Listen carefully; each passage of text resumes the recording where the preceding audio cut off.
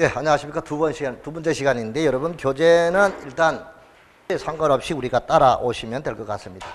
아까 우리가 이야기한 대로 공법이 부동산 자체가 토지와 건물이기 때문에 토지에 관한 공법을 대충 우리가 마무리했고요. 그 다음에 이제 건축물에 관한 공법의 핵심되는 것이 건축이죠. 건축법이니까, 우리가 부동산 자체가 아까 얘기한 대로 토지하고 건축물이기 때문에 토지에 관한 공법, 건축물에 관한 공법으로 이렇게 나누어서 여기에 대표되는 게 국토의 계획 및 이용에 관한 법이다. 이렇게 우리가 보셨죠. 그래서 이 법이 12문제인데 가장 많이 나오니까 이 법을 끝냈고요. 그 다음에 이제 건축의 일반에 관한 법이 이제 건축법인데, 건축법을 오늘 지금 첫 진도 나간다. 이렇게 흐름을 잡아놓고 가면 되겠습니다.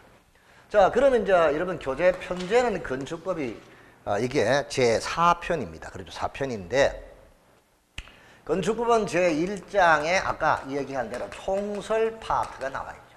여기서 이제 첫 번째 목적과 용어의 정의가 나오는데 이게 시험 문제 의외로 출제가 많이 됩니다. 그래서 그 부분을 잘 보고, 그 다음에 적용 범위, 요게 이제 시험 문제 잘 나오죠. 먼저 체계를 잡으면 건축법의 적용을 받는 거는 우선 대상물이 있고, 그다음 대상 행위가 있고, 그 다음에 대상 지역이 있습니다.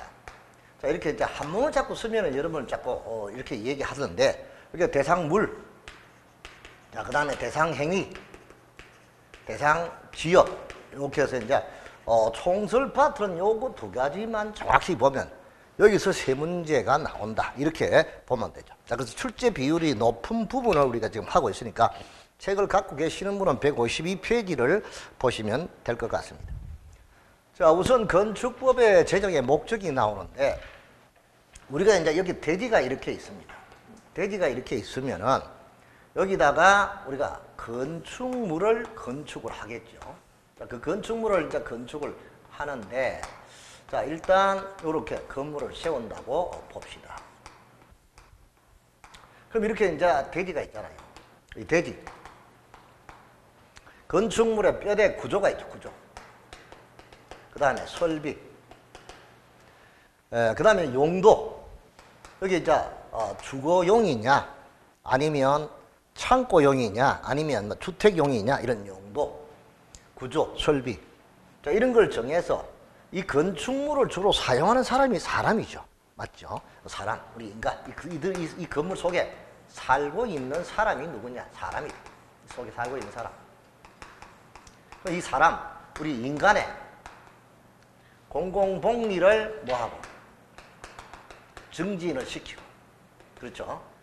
삶의 증진을 시키고, 그 다음에 건축물의 안전, 미관, 기능, 이런 것 등을 규정하는 법이 건축법이다. 이렇게 보면 되죠. 그래서 건축법은 건축물의 대지와 그 다음에 구조, 설비, 용도에 관한 기준을 정하고, 그 다음에 건축물을 사용하는 우리 사람들이 안전하게 사용할 수 있도록, 그 다음에 미관과 기능, 또 그리고 우리 삶의 공공복리 증진, 이런 거를 목적으로 만들어진 법이 건축법입니다. 그래서 제1편의 목적은 건축물의 52페이지 제일 위에 대지, 구조, 설비, 기준, 용도 등을 정해서 건축물의 안전과 기능, 미관을 향상시키고, 그 다음에 공공복리 증진을 도모하기 위해서 만들어진 법이 건축법이다. 이렇게 돼 있죠. 맞죠? 그럼 이 건축법은 언제 역사가 어떻게 되느냐? 건축법의 역사는 간단합니다. 1962년도, 1931년도에 조선시가지령이 있었죠. 일제시대 때 조선시가지령입니다. 이 시가지가 우리는 도시잖아요, 한마디로. 그래서 이게 운영되어 오다가 1962년도에 자, 도시계획법하고 그 다음에 건축법으로 분리가 됐습니다. 그래서 1931 조선시가지가 도시잖아요. 그래서 시가지령이 운영되어 오다가 62년도에 와서 도시계획법하고 건축법으로 분리돼서 62년도에 새롭게 재혼을 해서 새롭게 인생을 산 게, 제2의 인생을 산 게 지금 현재 건축법이래요.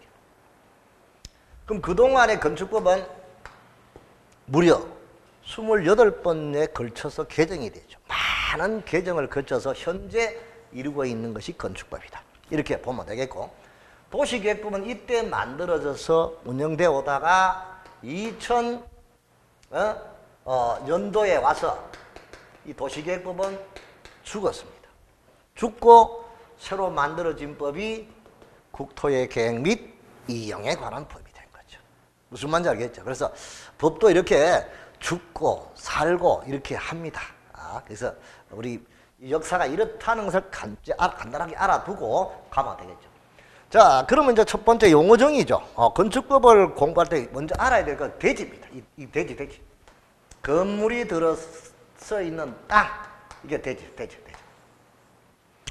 한마디로 대지는 건물이 들어설 땅이다. 뭐가 들어설 땅? 그럼 여러분 한번 보자. 건부직 하면 뭡니까? 결혼 시간에. 건물이 들어설 땅이죠. 공장부지. 공장이 들어서는 땅. 맞죠? 공원부지. 공원이 들어서는 땅이다. 무슨 말인지 알겠죠? 이게 이제 이 대지라는 개념을 그렇게 우리가 잘 이해를 해 두시고. 자, 그러면 이 대지는 옛날에 지적법인데 지금은 공간구조법이라고 하면 됩니다. 무슨 법? 공간구조법상 각 필지로 구획된 우리가 토지, 우리가 땅은 필지가 있고 뭐가 있습니까? 필지가 있고 획지가 있습니다. 필지가 있고 뭐가 있다? 그럼 법률적인 개념의 필지죠. 한 필지, 두 필지. 땅은 사람은 한 사람, 두 사람. 땅은 한 필지, 두 필지. 무슨 말인지 알겠죠? 이렇게 이제 나누는 단위인데, 자, 이렇게 각 필지로 만들어진 구획된 토지. 자, 토지가 우리는 뭐다? 토지로서 대지는 원칙은 1필지 1대지 원칙이야. 뭐라고요? 대지는 자, 1필지 1대지의 원칙이 적용된다. 하나의 필지는 하나의 대지다. 오케이? 근데 이 원칙이 있으면 항상 뭐가 있다? 예외가 있죠. 그 예외는 특례잖아요. 그 예외가 두 가지가 있어. 예외 두 가지가 둘 이상의 필지를 하나의 대지로 보는 게 있고, 1 이상의 일부를 하나의 대지로 보는 게 있다 이거죠. 그게 밑에 나오죠. 자, 그러면 1필지 1대지가 원칙인데 그 원칙에 대한 예외가 두 가지가, 첫 번째는 둘 이상의 필지를 뭐로 보는 거? 하나의 대지로 보는 게 있고, 그 다음에 그 밑에 2번은 1 이상의 필지 일부를 뭐로 보는 거? 하나의 대지로 보는 게 있다 이거죠. 그럼 뭐 그렇게 소먹소먹하게 그 이상가족처럼 이렇게 선을 딱 긋지 마시고 옆에 같이 앉아가 같이 한번 설정 봐도 예, 같이 봐도 좋습니다. 이 가족이니까. 이거 선생님도 옆에 뒤로 가세요. 뒤로 가세요. 짝지. 예? 이광지수와 이렇게 뭐 처음 봐도 우리가 인연인데, 그죠? 자, 이렇게 해서 2개 이상의 필지를 하나의 대지로 보는 게 6가지가 있고, 1 이상의 필지 일부를 하나의 대지로 보는 게 여기가 5가지가 있다. 여기 6가지. 그럼 2개 이상의 필지를 하나의 대지로 보는 거는 하나의 건축물을 여기다가 요 2필지야. 2필지인데 요렇게 2필지의 땅에다가 하나의 건물을 세우면 2개가 뭐 된다? 하나 되는 거 아이가? 맞죠? 남자와 여자가 각각 따로 떨어져 있다가 결혼하면 한 사람이 되는 건 맞죠? 이게 2개 이상의 필지를 뭐로 보는 거? 하나의 대지로 보면 첫 번째. 자, 그 다음에 합병이 불가능할 때 합병한 토지는 2개의 필지를 뭐로 본다? 하나의 대지로 본다. 아직 여러분 지적법, 공간정보에 관한 법을 공부를 안 했습니다. 그런데 우리가 이제 지적법에는 토지를 나누는 것이 분할이고 2개의 토지를 하나로 만드는 것을 합병이라고 하잖아요. 그럼 일단은 여러분 합병을 하려면 조건이, 토지가 합병이 되려면 조건이 맞아야 돼. 첫째, 소유권과 권리관계가 동일해야 됩니다. 같아야 되고, 그 다음에 지번 부여 지역이 같아야 되고, 그 다음에 도면의 축척이 같아야 됩니다. 축척이 동일해야 되고, 그 다음에 집안이 연속돼야 됩니다. 이런 조건이 맞아야 두 개 필지를 뭐로 본다? 한 필지로 묶을 수가, 합병을 할 수 있다 이거요. 그런데 이 땅은 이렇습니다.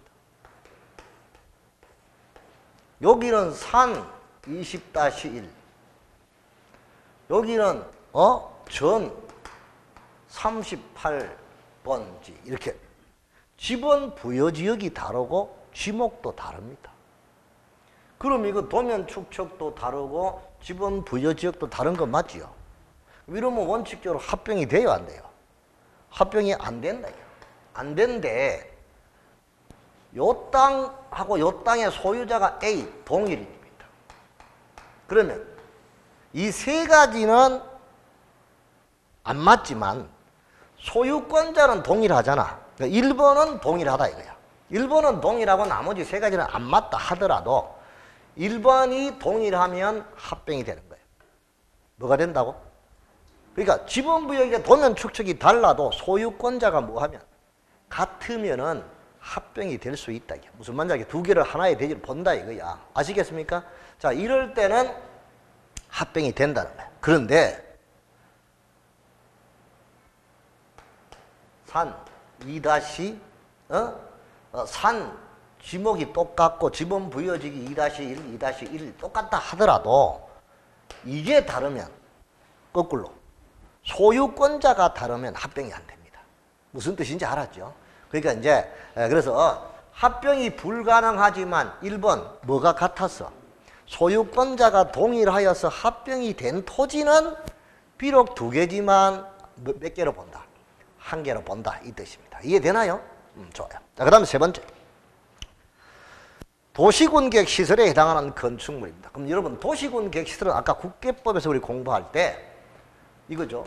자, 교공, 유공, 방보, 환이라고 해서 우리가 도시를 만들어 가는데 가장 기본이 되는 시설이 교통시설에서부터 환경기초시설까지 이렇게 7가지의 시설이 있어요. 그중 교통시설에 해당하는 게 도로, 철도, 항만 이런 거죠.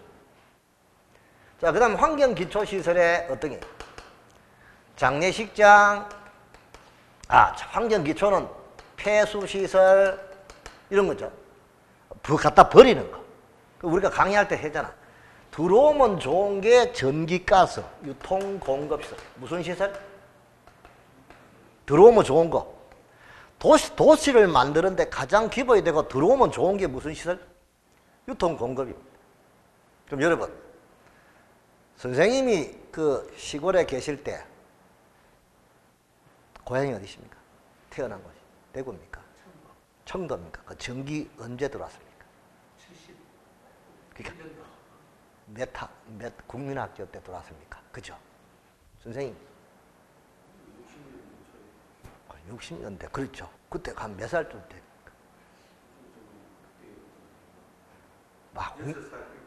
그래. 하따야. 어릴 때 우리보다 연장자니 그렇죠. 나는 국민학교 6학년 때 전기불 들어왔습니다. 그럼 들어오면 좋죠? 그게 무슨 시설이라고? 유통공급. 전기, 가스, 수도 들어오면 좋잖아요. 그럼 여러분 옛날에 시골에 우리 학교 다닐 때 책 봤다가 이렇게 X자를 울러매고 벤또 까먹고 젓가락 당당당 이거 참 장단 맞춰서 20리길 학교 안 다닌 사람 없잖아. 옛날에 웬만하면. 그때 길가에 신장로가에 전봇대 나무에 전봇대 있었죠. 나무로 된 전봇대 있었잖아요. 지금 여러분 전봇대 있어요 없어요? 이제 관심도 없잖아. 신도시 가면 전봇대 하나도 없어요. 왜? 전부 땅 밑으로 다 들어가서. 그게 공동구란 말이야. 지난번 시간에. 무슨 구? 전기, 가스, 수도관 전부 땅 밑에 있잖아. 도로 밑에. 그게 공동구라고요. 무슨 말인지 알겠죠? 공동구, 공동으로 들어가는 구멍 캤잖아. 지하 매설물. 그렇죠. 자, 어쨌든 간에. 자, 이런 시설 중에서, 도시군 관리 계획으로 결정이 된 시설을 우리가 뭐라고 합니까? 그게 도시군 계획 뭐라고? 시설합니다. 무슨 시설? 자, 기반 시설 중에서 도시군 관리계획으로 결정이 된 것을 뭐라 한다? 도시군 계획 시설이야. 그러면 세 번째, 그 도시군 계획 시설에 해당하는 건축물 이렇게 했잖아요. 해당하는 건축물이 있는 대지라 이 뜻이야. 무슨 말인지 알겠죠? 자, 그럼 여기서 공원이죠, 공원. 공원은 어디에 속합니까? 공공 문화 체육시설입니까? 아니면 공간시설입니까? 공간이죠, 공간. 요 공간은 여러분 광장이라 이런 거잖아요. 유원지라든 이런 게 공간이잖아. 그럼 이런 공원 부지, 이게 도시군 계획 시설이야. 그러면 공원 부지로 되어 있는 이 땅. 이 땅은 여기에 소유권이 필지가 수십 개가 있을까, 이가? 1필지, 2필지 수십 개가 있어도 전체를 뭐로 본다? 한 개로 본다. 그래서 둘 이상을 뭐로 본다? 하나의 대지로 보는 세 번째라는 거예요. 아시겠습니까? 자, 그 다음에 네 번째는 주택단지.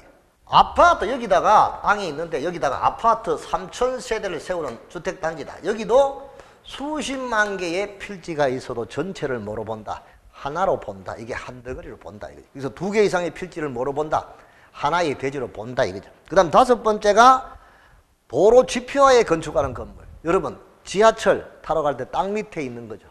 지하 상가 이런 거 있잖아. 그런 것도 전체를 뭐로 본다? 하나의 대지로 본다. 이 뜻입니다. 그 다음 사용 승인을 신청할 때 둘 이상의 필지를 하나의 필지로 합칠 것을, 자, 합치는 데 줄치고, 합칠 것을 조건으로 허가를 할 때 그 허가되는 토지. 그럼 여기다가 두 개, 여기다 건물을 건축을 해서 이렇게 이제 세 개의 필지야. 이거를 합쳐가지고 하나의 건물을 건축을 하려고 한다. 그럼 이 합쳐지는 이 땅은 전체를 뭐로 본다? 하나로 본다. 하나의 대지로 본다. 이 뜻입니다. 알았나요? 그래서 이제 두 개의 필지를 하나로 보는 게 6가지. 하나 이상의 필지 일부를 하나로 보는 게 그거는 5개. 그래서 2번은 1 이상의 필지 일부를 하나의 대지로 보는 거는 도시군 계획시설 줄치고, 그다음 농지전용 허가 줄치고, 산지전용 허가 줄치고, 개발행위 허가, 그 토지 형질 변경 허가를 하는데 받은 경우 줄치고, 그 다음에 나눌 것을 조건, 나누는데 동그라미. 그럼 이게 전부 다가 우리는 뭐냐? 1 이상의 필지 일부입니다. 요게 토지가 이렇게, 여기 일부. 1 이상의 필지 일부야. 그러니까 요거를 또 하나의 대지로 보는 게 있다. 그게 5가지. 그 다음에 1개 이상의 필지를 여러 개 필지인데 이거를 하나로 보는 게 6가지. 1 이상의 필지 일부 요거를 하나로 보는 게 5개. 요렇게 1필지 1대지 원칙에 대한 예외 2가지가 있다. 요렇게 알아두면 신경 쓸 거 없어요. 자, 그 다음에 건축물 공작물인데 아까 이야기했죠. 건축물은 건축물에 관한 거래. 그럼 건축물이 뭐냐? 이게 건축물. 그럼 여기다 이제 건축물을 한번 예쁘게 한번 그려봅시다. 아, 건축물을 워낙 이렇게 잘 못 그렸어.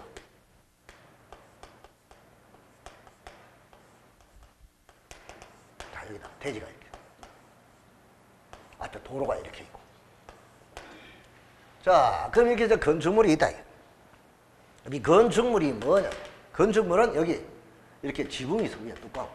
지붕이 있겠죠? 지붕. 이 지붕이 있고. 자, 그다음 이렇게 기둥이 있어. 기둥. 그 다음 이쪽에 벽. 지붕, 기둥, 벽. 그죠? 공작물 중에서 지붕이 있고, 자, 기둥이 있고, 그 다음에 또는 벽이 있고, 지붕 또는 벽이 있는 것. 이것도 건축물이고. 그 다음에 이에 부수되는 여기다가 담장이 있다. 이 담장. 대문. 담장이나 대문. 이것도 건축물이고. 3번. 지하 고가의 공작물에 설치하는, 자, 이게 땅인데, 지하가 있죠. 지하에 건축물이 있다. 그 다음에 지상의 고가. 그 지하하고 지상의 고가죠. 그래서 지하에 또는 고가의 공작물에 설치하는 지하하고 고가의 공작물에 설치하는 점포, 차고, 창고, 사무소 이런 거죠. 그래서 지하 또는 고가의 공작물에 설치하는 사무소, 공연장, 점포, 차고, 창고 그리고 나머지 기타 대통령이 정하는 거 이게 전부 다 뭐다? 건축물이다. 그럼 건축물은 1번, 2번, 3번, 4번 자 우리가 지붕 있고 플러스 기둥 또는 벽이죠. 그럼 여러분 지붕은 반드시 있어야 건축물이 됩니다. 그럼 지붕이 없고 기둥과 벽만 있으면 그건 공작물이에요. 알았습니까?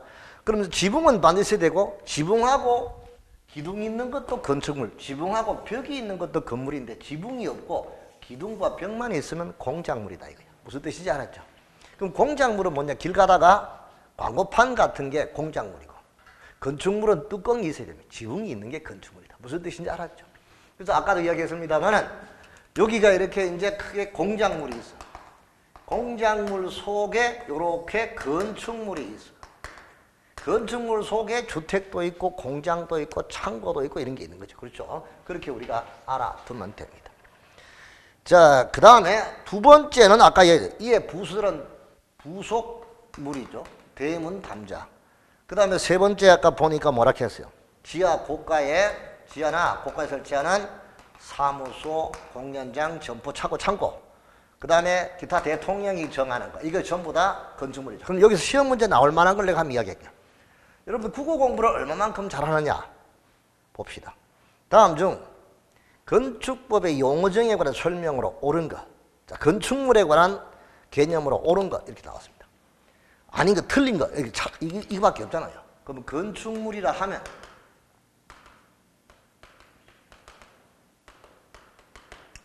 자, 건축물이라 하면 토지에 정착하는 공작물 중에서 지붕 또는 지붕과 그 다음에 기둥 또는 벽이 있는 것을 말한다. 자, 여기서 이게 맞으면 동그라미 틀리면 X. 자, 건축물이라 하면 토지에 정착하는 공작물 중에서 지붕과 기둥 또는 벽이 있는 것을 말한다. 맞으면 동그라미 틀리면 X. 동그라미? 다 틀렸다. X. 분명히 내가 얘기했잖아. 내가 왜 책을 1, 2, 3, 4번을 써놨나. 다 들어가야 된다 했잖아. 무슨 말인지 알겠죠? 1번, 2번, 3번, 4번 다 들어가야 된다 했잖아. 지금. 1번밖에 안 들어갔잖아, 지금. 근데 왜 그게 맞냐고요? 틀렸죠? 이거를 맞게 하는 방법은 글자 하나 고치면 되겠죠. 어떻게? 건축물이라 하면 토지에 정착하는 공작물 중 지붕과 기둥 또는 벽이 있는 것 등을 말한다 하면 동그래. 이게 정답이에요.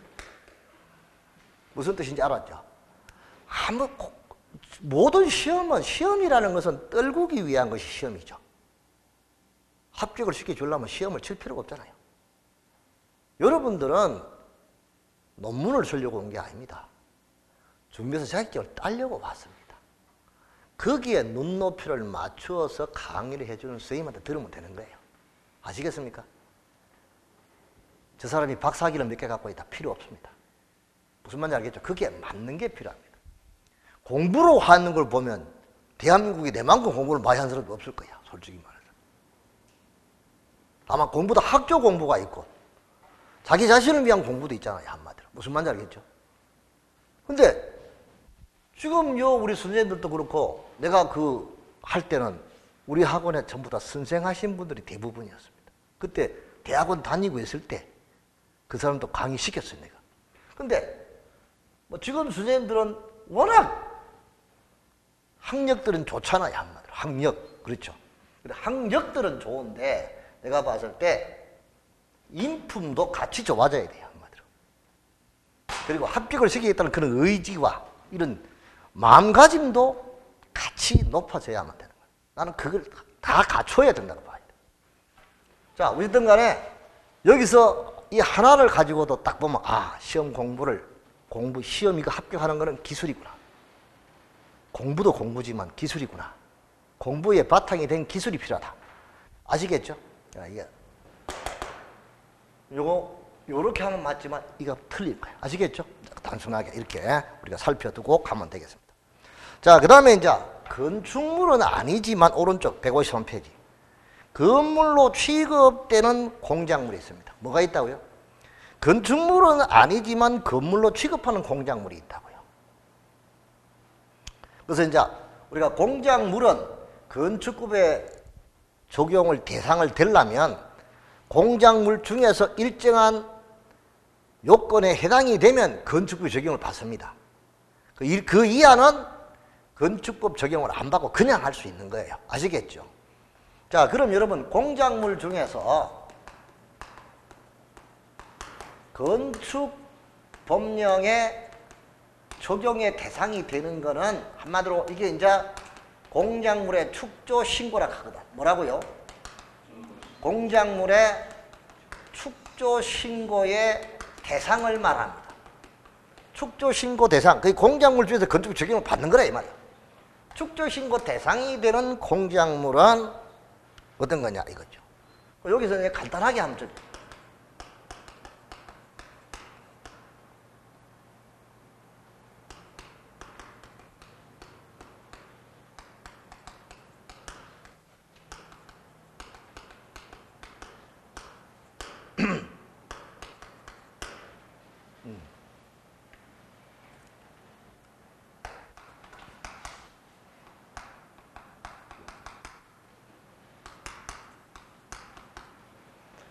자, 그럼 이거는 왜 이렇게 이야기하느냐. 내가 이제 암기하라고 한 게 아니고, 공부는 내가 늘 말했죠.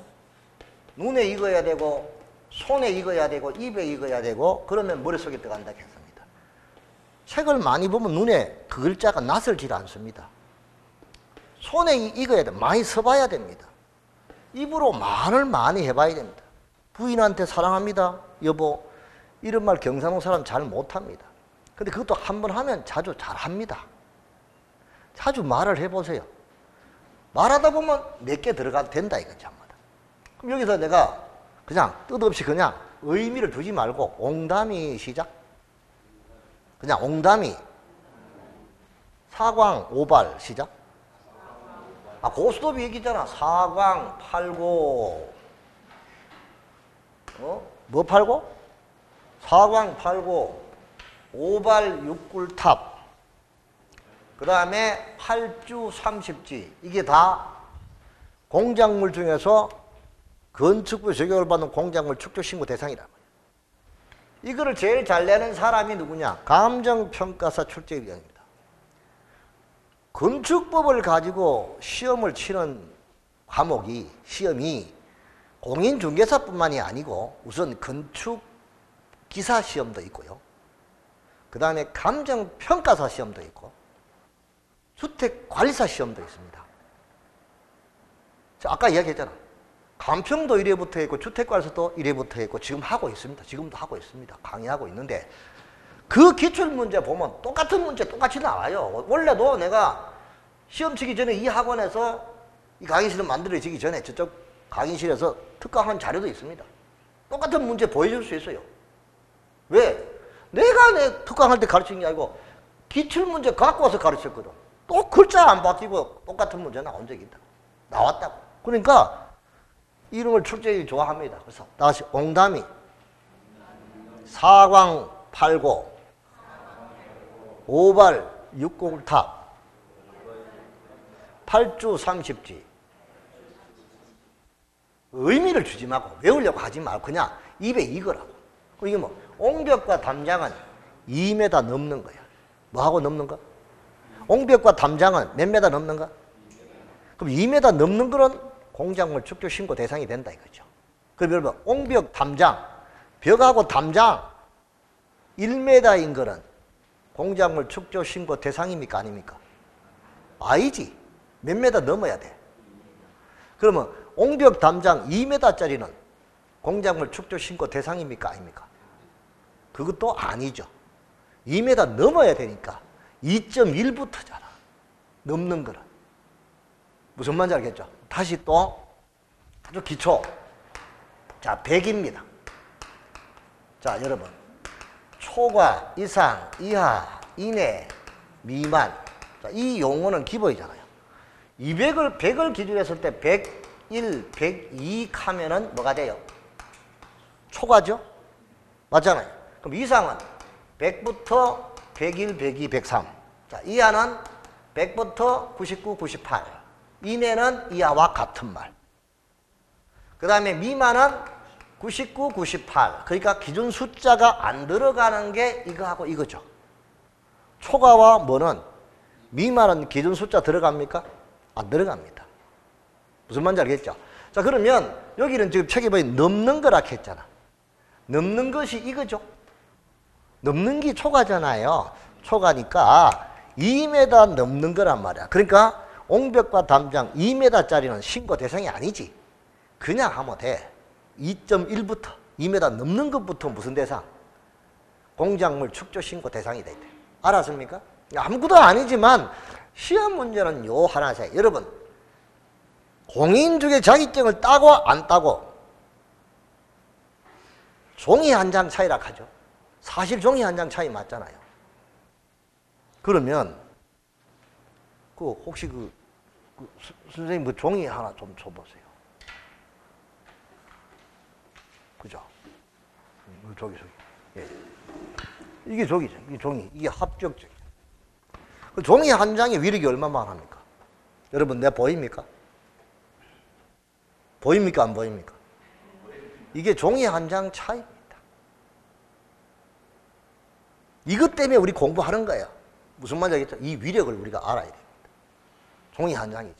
그러니까 지금 뭐 얘기하고 하죠? 자, 일단 그냥 의미를 두지 말고 한번 해봐요. 자, 옹담이 사광 8고 오발 6굴탑 8주 30지. 그럼 이제 한번 읽어보자고. 자, 옹벽과 담장은 2m 넘는 거야. 맞죠? 자, 그 다음에 광고탑, 광고판은 몇 m 넘는 거? 사광이라 했잖아. 사광. 그죠? 3m 넘는 무슨 탑? 광고탑, 광고판. 그 다음에 5m 넘는 발전 설비. 무슨 설비?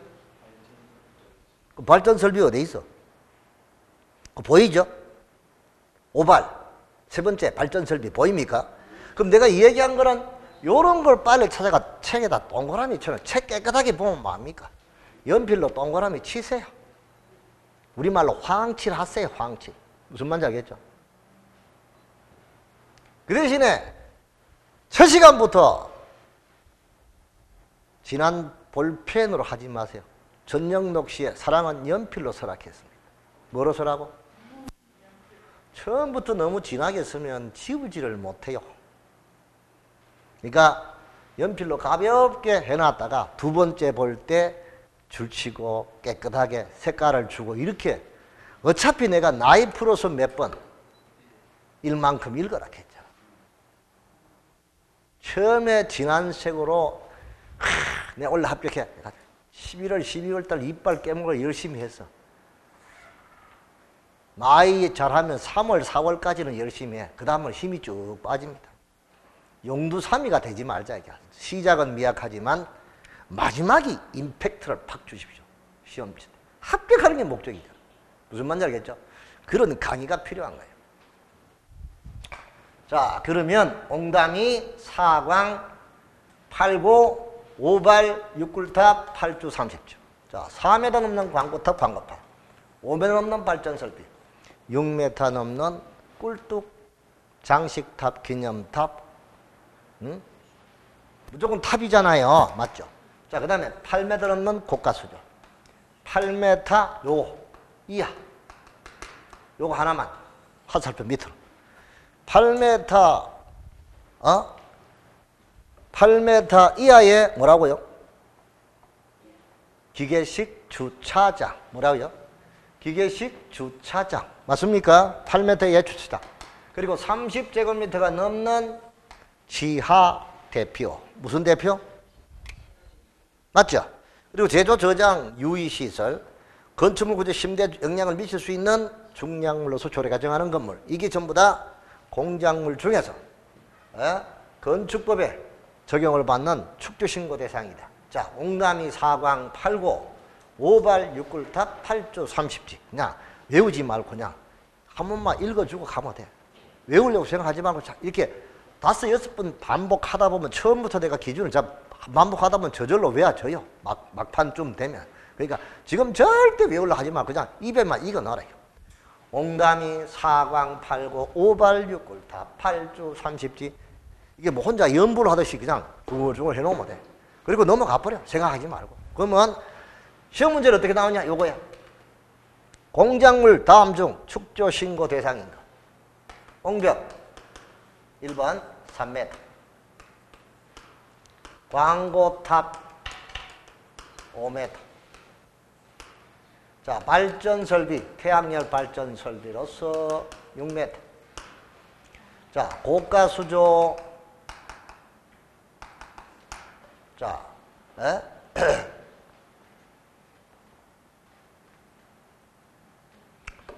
자, 9m의 주차장. 자, 40제곱미터의 지하 대표. 자, 여기서 공작물 축조 신고 대상이 아닌 것. 몇 번? 4번. 잘 봤네요. 맞죠? 자, 이거는 2m 넘는 거니까 맞죠? 광고탑도 4m 넘는 거니까 맞잖아. 발전 설비도 5m 넘는 건 맞고, 주차장은 8m 이하라 했잖아. 맞죠? 그러면 8m의 주차장. 그래도 맞죠? 이하니까. 그러면 9m의 주차장은 왜 축조신고 대상이 아닙니까? 8m 넘는 거니까. 9m를 8m 넘는 거잖아. 그럼 이거는 어떻게 하라는 거야? 주차장으로서 8m 이하까지는 신고하면 신고 대상이라고 했잖아. 그럼 주차장에서 8m 넘는 주차장은 어떻게 하냐고요? 예? 어디서 허가받아요? 어느 법에서? 건축법에서 규정이 있어요? 없잖아. 건축법이 아닌 그거는 주차장법으로 넘어가는 거예요. 무슨 법으로? 주차장법으로 넘어가서 선생님 말씀대로 주차장법에 따라서 허가를 받는 거예요. 건축법이 적용은 아니라는 거예요. 무슨 말인지 알겠죠? 시험 문제는 이거야. 다음 주 건축법 적용 대상이 아닌 거 이래 나와본다고. 그러면 9m 주차장은 건축법 대상이 아니고 어느 법? 이게 시험 문제라는 거예요. 그러니까 팽날 외워놔도 말 뜻을 모르면 도루묵 다 되잖아. 내가 외우라는 거야, 이해하라는 거야. 선이해 후암기야.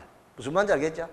공부를 이제 그렇게 논리적으로 하십시오. 아시겠죠? 아, 왜 이 공부를 이렇게 한다? 아, 이런 것 때문에 한다. 이 정도만 알고 가면 돼, 이번에는. 아시겠죠? 외우려고 애쓰지 말고. 자, 그 다음에 건축물이 있습니다. 페이지 153페이지. 고층 건물 등 하는 게 보입니까? 보이죠? 그럼 여러분, 고층이 있고 초고층이 있고 그 다음에 그 사이가 있습니다. 그 사이가 페이지 153페이지. 고층 건물 등 153페이지 보고 있습니다. 보입니까? 찾았죠? 예. 네. 그럼 여기서 초고층은 뭐라고 되어 있습니까? 층수가 몇 층? 50층 이상 이겁니까? 이거 납니까? 이거 나죠? 그러면 높이가 몇 메타? 200m 뭐인 거? 이상인가? 그러면 50층 이상이거나 높이가 200m 이상이면 무슨 층? 그럼 고층은 30층 이상이거나 높이가 얼마? 120m 이상인 것이 고층. 맞죠? 그러면 여기서 31층짜리는 어딥니까? 그렇죠. 고층인데 어디가 아닌가? 초고층이 아닌 거는 무슨 층? 그러니까 고층과 초고층 사이가 뭐가 됩니까? 준초고층입니다. 이거는 의미가 있습니까? 의미 없잖아. 그냥 개념상 이렇게 구분한 것이지.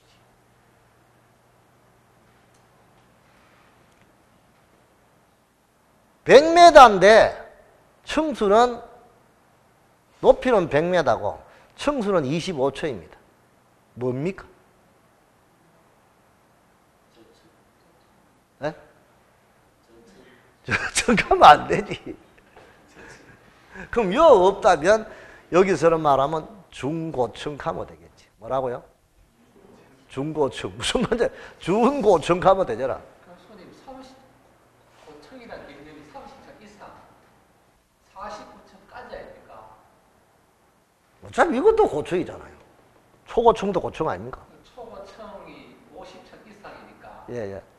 그러면 고층이라는 개념은 30층부터 49층까지가 고층인데 중고층이라는 개념이 성립합니까? 예? 하면 되는 거지. 무슨 의미를 부여합니까? 이게 무슨 의미가 있습니까? 의미 없잖아요. 그럼 이 밑에 있는 거는 준고층 하면 안 됩니까? 초고층, 준고층. 무슨 말인지 알겠죠? 그냥 만들면 되는 거지. 뭐 어려워. 준고층.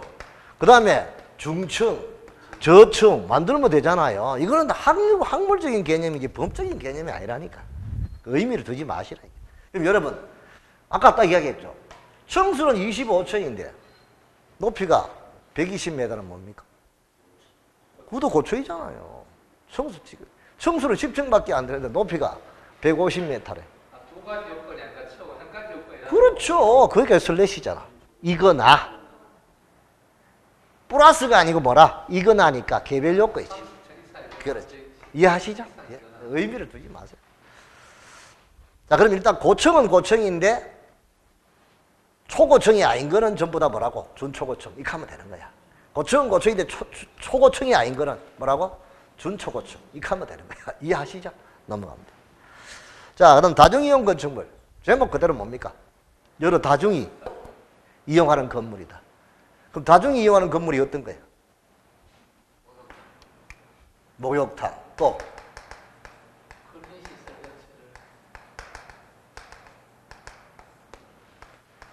자, 여기를 우리가 이제 보면은 5,000제곱미터 이상 인 건물로서 용도가 들어갑니다. 그 용도가 6가지 용도인데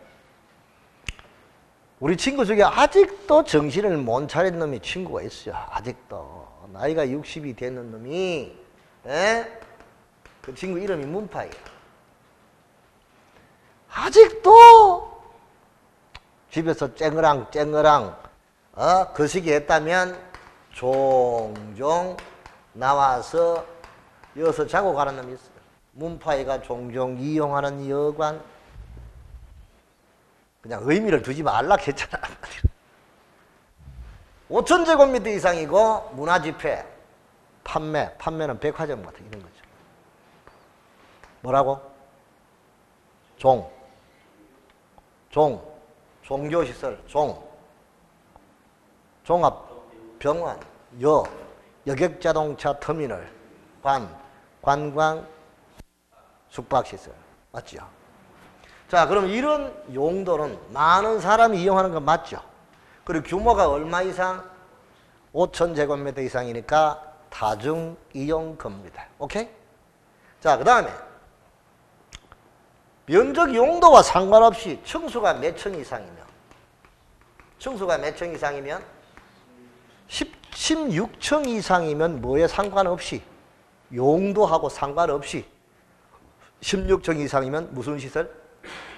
진짜 업무시설도 16층 이상이면 그 속에 살고 있는 업무 보는 사무실마다 수십 개, 수백 개 아닙니까? 많은 대중이 이용하는 건 맞죠? 그래서 5,000제곱미터 이상이고 용도가 이 6개에 해당하거나 아니면 이거하고 관계없이 층수가 몇 층 이상? 16층 이상 건축물은 이런 용도와 상관없이 무조건 무슨 이용 건물이다? 다중 이용 건축물이다. 이렇게 하면 됩니다. 아시겠습니까? 이게 다중 이용 건축물이다. 그럼 이것보다 조금 이용도가 낮은 것을 또 뭐라고 합니까? 준다중 이용 건물 하면 됩니다. 그 법학적인 개념이 이게 용어가 이렇습니다. 그러니까 이것보다 조금 이용도가 낮은 게 뭐라고? 준다중 이용 건물이다. 그러면 여기는 포인트가 1000제곱미터의 바닥 면적 합계 1000제곱미터. 그거 뭐라고 돼? 자, 그럼 여러분 한번 봅시다.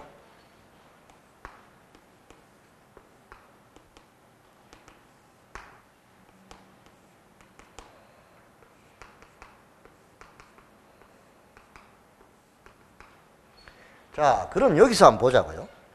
그럼 여기에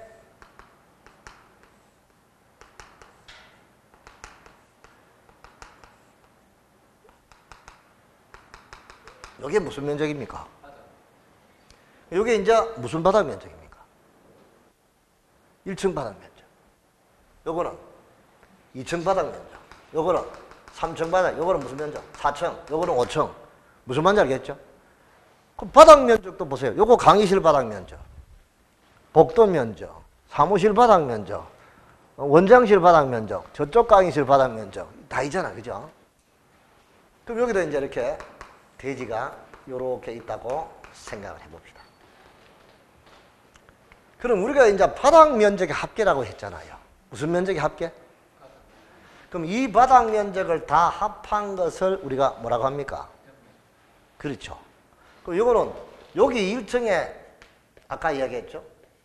복도 면적도 있고 엘리베이터 면적도 있고 사무실 면적이 있고 그 다음에 여기 강의실 면적도 있잖아요. 이거를 다 합한 거를 바닥 면적의 합계라는 거예요. 아시겠죠? 그러면 여기 1층의 바닥 면적 합계를 1층 바닥 면적, 2층의 바닥 면적 합계를 2층 바닥 면적. 그러면 1층, 2층, 3층, 4층, 5층 다 합한 것을 우리는 뭐라고? 연면적. 무슨 면적? 연면적은 지하층이 있다면 무슨 면적? 지하층 바닥 면적도 그것도 다 연면적에 들어갑니다. 지하층도 들어간다는 거예요. 무슨 면적도? 그 지하층 바닥 면적의 합계, 지상층 바닥 면적의 합계, 이걸 다 합한 것을 우리가 연면적이라 한다. 무슨 면적? 그 연면적이라고 하고, 그 다음에 각각의 바닥 면적을 합한 것을 우리가 바닥 면적 합계라고 하잖아. 그죠? 그럼 이제 이 건축물, 하나의 건축물의 각층 바닥 면적 합계는 지하, 지상 다 합한 거.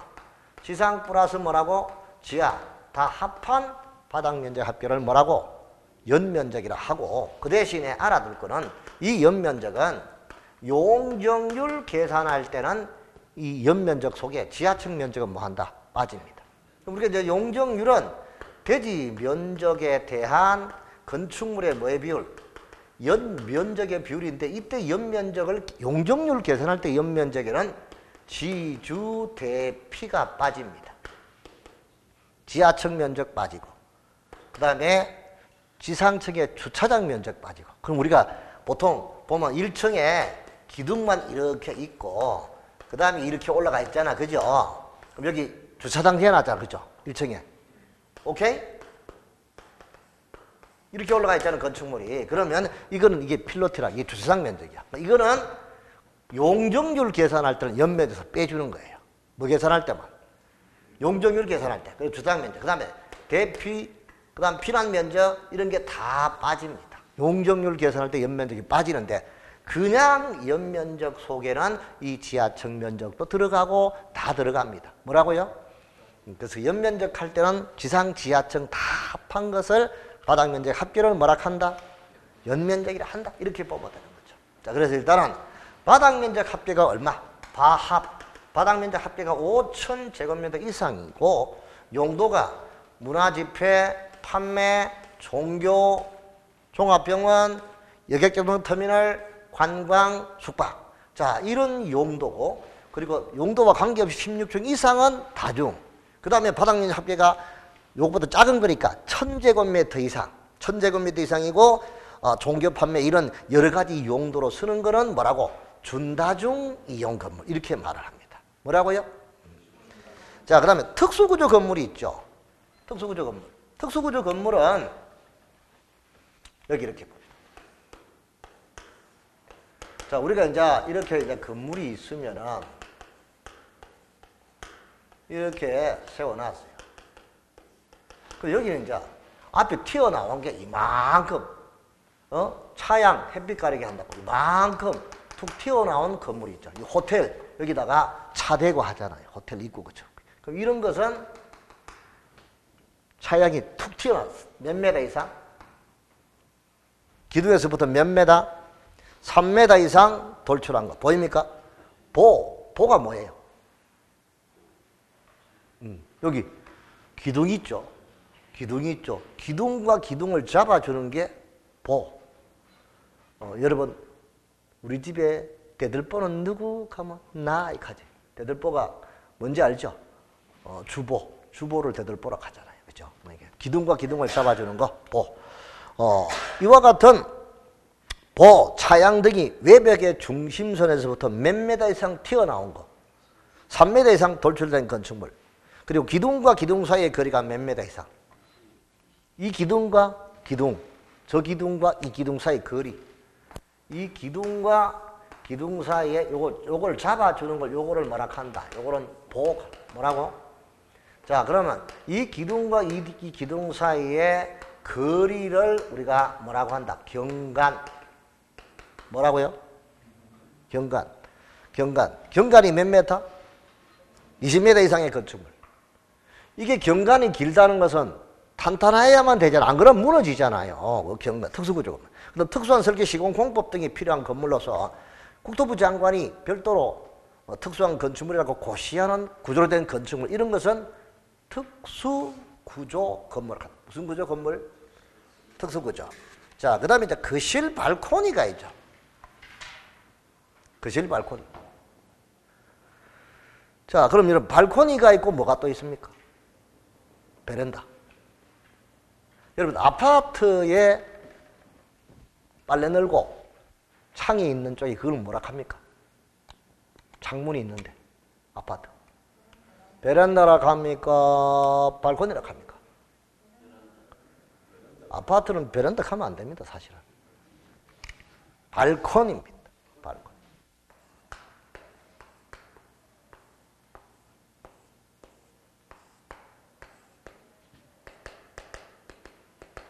요게 뭡니까? 이게 발코니야. 그러면 여기는 5층 꼭대기에 이렇게 세워놨어. 그럼 여기는 5층은 요거밖에 없잖아. 주인집 뭐 빌라 같은 경우 맞죠? 앞에 이제 남의 지붕을 이용한 거잖아. 맞죠? 그럼 요거는 뭐라고? 베란다라 그래. 이게 베란다고 여기는 발코니라 그래. 뭐라고? 정확히 말하면 그래요. 이걸 또 다른 말로 하면 노대. 뭐라고? 노대가 뭐야? 저 이슬 노자야. 이슬 맞는 곳. 집에서 이슬 맞는 곳이 어디야? 바깥밖에 없잖아. 노대. 오케이? 자, 이거를 우리가 이제 이렇게 이야기하는데, 이런 개념들을 우리가, 발코니는 건축물의 내부와 외부를 연결하는 완충 공간. 내부하고 바깥쪽을 뭐 하는 거? 연결하는 완충 공간을 전망, 휴식 등의 목적으로 건축물의 외벽에 접하여 부가적으로 설치하는 공간을 우리가 뭐라 한다? 발코니. 이해합니까? 자, 그 다음에 지하층. 뭐라고? 무슨 층? 힘들면 이야기해요. 노대와 발코니 개념은 같습니다. 그죠? 예? 노대와 예, 같이 쓰면 돼요. 막 굳이 나눌 필요는 없어요. 자, 그 다음에 지하층.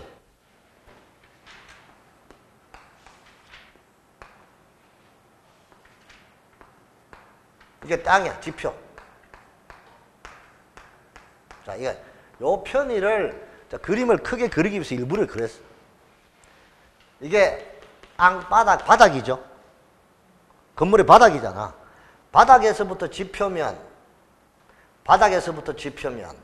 요쪽은 지표가 높고, 여기는 지표가 낮다 이거야. 이해됩니까? 그럼 요거를 이제 H1이라 하고, 요걸 H2라고 하죠.